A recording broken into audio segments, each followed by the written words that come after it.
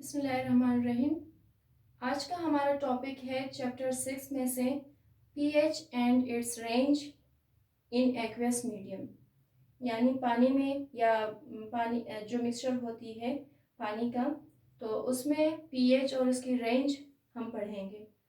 अच्छा, सबसे पहले एक यहाँ पे टर्म इस्तेमाल हुआ है आयोनाइजेशन का। आयोनाइजेशन क्या होती है? आयोनाइजेशन का मतलब है कि एक ऐसा अमल कि जब कंपाउंड को हम कन्वर्ट करते हैं, किसी भी मुरक्कब को हम तकसीम करते हैं, कन्वर्ट करते हैं, किस चीज़ में? आयंस में।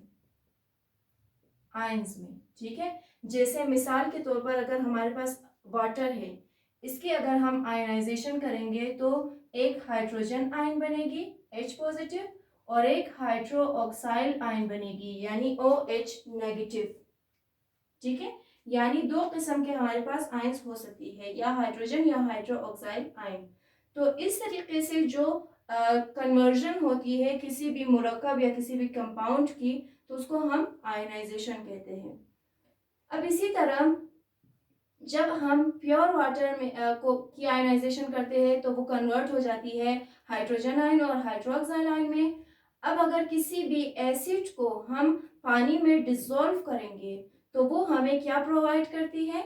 Hydrogen ion. ये हमने पहले भी पढ़ लिया है एसिड की प्रॉपर्टीज में। जबकि अल्कली की प्रॉपर्टी ये थी कि वो हमें हाइड्रो ऑक्साइड आयन प्रोवाइड करती है, ठीक है। जब जैसे हमने कहा कि कोई भी एसिड हो तो उसे हम पानी में मिला देंगे तो हाइड्रोजन आयन हमारे पास प्रोड्यूस होगा। तो पानी के अंदर ऑलरेडी हाइड्रोजन मौजूद होती है, एक और हाइड्रोजन आयन अगर बन जाएगी यहाँ पे तो हाइड्रोजन की मिकदार यहाँ पे ज्यादा होगी, हाइड्रोजन की कंसंट्रेशन यहाँ पे ज्यादा होगी। तो पीएच यहाँ पे एक लफ्ज जो इस्तेमाल हुआ है वो क्या है अब, ठीक है। पीएच किसे कहते हैं? अब जब ये जो हाइड्रोजन आयन है, ठीक है, इसी के नेगेटिव लोगारिथम को, ठीक है, किसी भी एक्वस सॉल्यूशन में हम क्या कहते हैं? पीएच कहते हैं। यानी पीएच से क्या मुराद है? Negative minus negative logarithm of hydrogen ion. यानी पीएच से क्या मुराद है? Negative logarithm of hydrogen ion is called its pH. ये चीज आपने याद रखनी है। ये हमारे पास है पीएच। ओके, अब आते हैं इसकी रेंज की तरफ कि पीएच, तो हमने यहाँ पे पढ़ लिया कि पीएच की डेफिनेशन क्या है। नेक्स्ट आते हैं इसकी रेंज की तरफ कि यहाँ पे 0 से 14 तक इसकी रेंज होती क्या है। ओके, पीएच की जो रेंज है वो 0 से 14 तक है, ठीक है।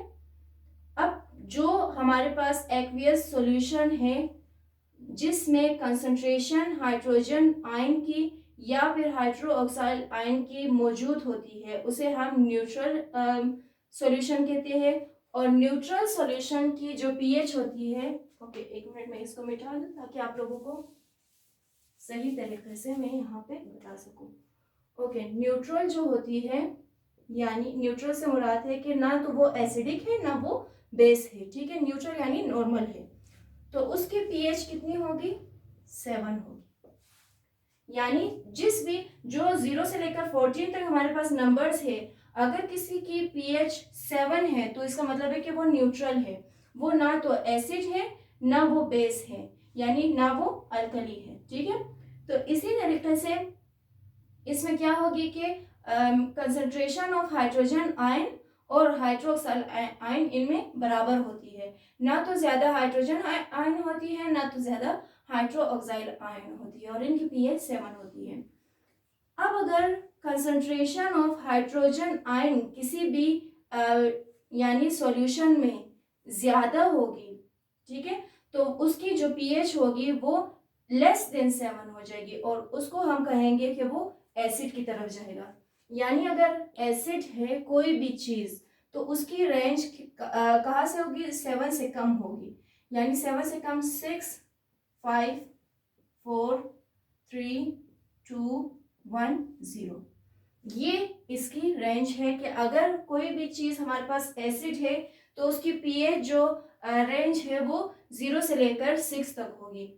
इसी तरीके से अगर कोई भी सॉल्यूशन है जिसमें कंसंट्रेशन है हाइड्रोक्साइल आयन की ज़्यादा, ठीक है, तो उसकी जो पीएच है वो 7 से ज़्यादा होगी और हम कहेंगे कि ये बेस है या बेसिक सॉल्यूशन है या अल्कलाइन सॉल्यूशन है, ठीक है।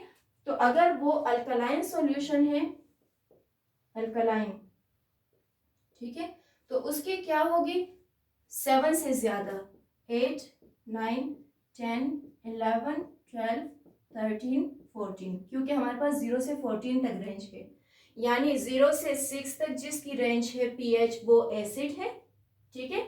अगर 7 है तो वो न्यूट्रल है, अगर 8 से लेकर 14 तक है तो वो क्या है, अल्कलाइन सॉल्यूशन है हमारे पास।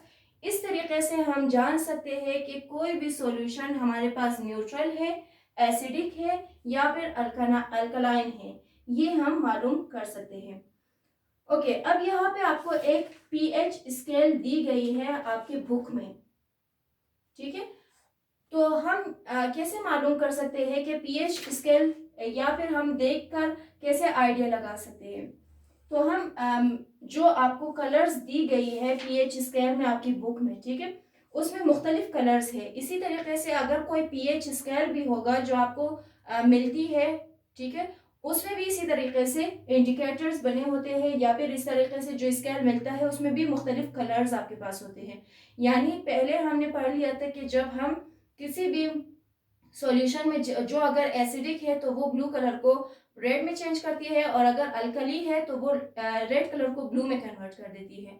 तो अब वो जो ब्लू या रेड जो कन्वर्जन होती है वो भी डार्क होती है, लाइट होती है या मीडियम होती है, वो भी इन सब चीज़ों पे यानी ज़्यादा डिपेंडेंट होती है। तो उसी कलर को हम देख कर ही अपना पीएच स्केल देखेंगे, ठीक है। यानी अगर 0 पर है, ठीक है, किसी भी यानी कोई भी सॉल्यूशन हम लेते हैं जो कि बहुत ही डार्क कलर उसमें है, डार्क रेड है, ठीक है, तो वो 0 पर आएगा। यानी उसमें 0 का मतलब क्या है कि वो बहुत ही स्ट्रॉन्ग एसिड है। 0 से अगर 1 पे चला जाएगा तो उसका मतलब है कि ये थोड़ा सा एसिडिटी उसका कम है। इसी तरीके से जितना ये 6 की तरफ जाएगी यानी उसकी जो एसिडिटी है वो कम होती जाएगी, यानी 0 सबसे ज्यादा एसिडिटी है, ठीक है, फिर 7 नॉर्मल है। इसी तरीके से अगर कोई सॉल्यूशन है जो कि अल्कलाइन है, ठीक है, अगर वो 8 है तो कम है, फिर 8 से अगर ज्यादा होता जाएगा जैसे 14 तक चला जाएगा, यानी 14 अगर किसी भी सॉल्यूशन का नंबर है पीएच है 14, तो इसका मतलब है कि ये बहुत ही ज्यादा उसमें यानी स्ट्रॉन्ग अल्कली है। तो इस तरीके से हम उनकी अल्कलानिटी या फिर उसकी एसिडिटी मालूम कर सकते हैं। ओके, अब यहाँ पे कॉमन आपको चंद सॉल्यूशन दी गई है और उनकी पीएच भी दी गई है, ठीक है। और आपकी बुक में ये भी बताया है कि 0 से लेकर 2 तक वो स्ट्रॉन्ग एसिडिटी है, ठीक है, 3 से लेकर 6 तक वीक एसिड इसको कहते हैं। जैसे मैंने कहा ना कि 0 आपके पास स्ट्रॉन्ग है और इस तरीके से जितना 6 की तरफ चलती जाएगी वो वीक होती जाएगी। तो 0 से 2 तक ये आपके पास स्ट्रॉन्ग है, 3 से 6 तक ये वीक है एसिडिटी में। इसी तरीके से अगर तो वो सॉल्यूशन अल्कलाइन है तो 8 से 11 तक आपके पास वीक अल्कली है और 12 से लेकर 14 तक आपके पास स्ट्रॉन्ग अल्कली है। 8 से 11 तक ये वीक है, 12 से 14 तक ये स्ट्रॉन्ग अल्कलाइन है। अब आपके पास जो यहाँ पे एक टेबल दिया गया है आपके बुक में वो क्या है, 0 नंबर पे आपको कहा है कि कार की जो बैटरी होती है वो स्ट्रॉन्ग सल्फ्यूरिक एसिड से मिलकर बना होता है, कार की बैटरी, ठीक है। तो लिहाजा आप लोग एहतियात करें, कार की बैटरी को कभी भी हाथ लगाकर डायरेक्ट हाथ ना लगाएं या फिर डायरेक्ट आप जबान वगैरह का इस्तेमाल उस पर ना करें। ओके, गैस्ट्रिक जूस जो कि स्टमक में इस्तेमाल होती है उसकी पीएच 1 से लेकर 1.3 तक है। लेमन जूस जो हम इस्तेमाल करते हैं घरों में 1.8 से 2.4 तक है, यानी वो भी थोड़ी बहुत स्ट्रॉन्ग एसिड में इस्तेमाल होती है। विनेगर 2.4 से 3.4 तक पीएच है इसकी। टोमेटो जूस का 4 से 4.4 तक है। रेन वाटर 5.5 से 5.8 तक इसकी पीएच है। अब प्योर जो वाटर हम घरों में इस्तेमाल करते हैं, आम जो पानी होता है वो न्यूट्रल है, उसकी पीएच जो है वो 7 है। समंदर का जो पानी होता है वो 8 से लेकर 8.5 तक है, यानी ये वीक अल्कलाइन है समंदर का पानी, ठीक है। बेकिंग पाउडर जो है उसकी अल्कलाइनिटी वीक है क्योंकि 10 है। मिल्क ऑफ मैग्नीशिया ये भी 10.5 है, ये भी वीक अल्कली है। हाउस होल्ड जो अमोनिया है ये 13, ये भी वीक अल्कली है, सॉरी ये स्ट्रॉन्ग अल्कली है।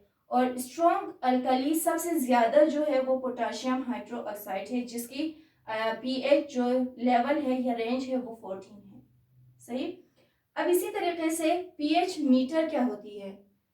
एक ऐसा इंस्ट्रूमेंट जो कि इस्तेमाल होती है किसी भी सॉल्यूशन के पीएच को मालूम करने के लिए, उसको हम पीएच मीटर कहते हैं। और ये आमतौर पर लेबोरेटरीज वगैरह में इस्तेमाल होती है। ओके, नेक्स्ट यहाँ तक आपका जो टॉपिक है पीएच एंड इट्स रेंज, ये आपके पास यहाँ तक खत्म हो चुका है, क्योंकि पीएच मीटर भी आपको इतना ही बताया गया है। अच्छा, पीएच मीटर आपको, सॉरी मैं बताना भूल गई, एक यहाँ पे आपके पास इस तरह का स्क्रीन होता है पीएच मीटर में, ठीक है। ये इस तरह का स्क्रीन होता है और यहाँ से ही आपके पास एक इसका आप कह सकते हैं स्ट्रैंड की सूरत में होता है। तो ये चीज जब आप, मिसाल के तौर पर आपने एक सॉल्यूशन लिया है, अब ये चीज जब इस सॉल्यूशन में डिप होता है तो यहाँ पे उसके पीएच जो रेंज होती है वो दिखाई देती है। तो इस तरीके से पीएच मीटर के थ्रू आप किसी भी सॉल्यूशन का, ठीक है, जो पीएच लेवल है वो मालूम कर सकते हैं। इसके साथ ही आपका ये टॉपिक भी खत्म होता है। अस्सलाम वालेकुम। आज का हमारा जो टॉपिक है वो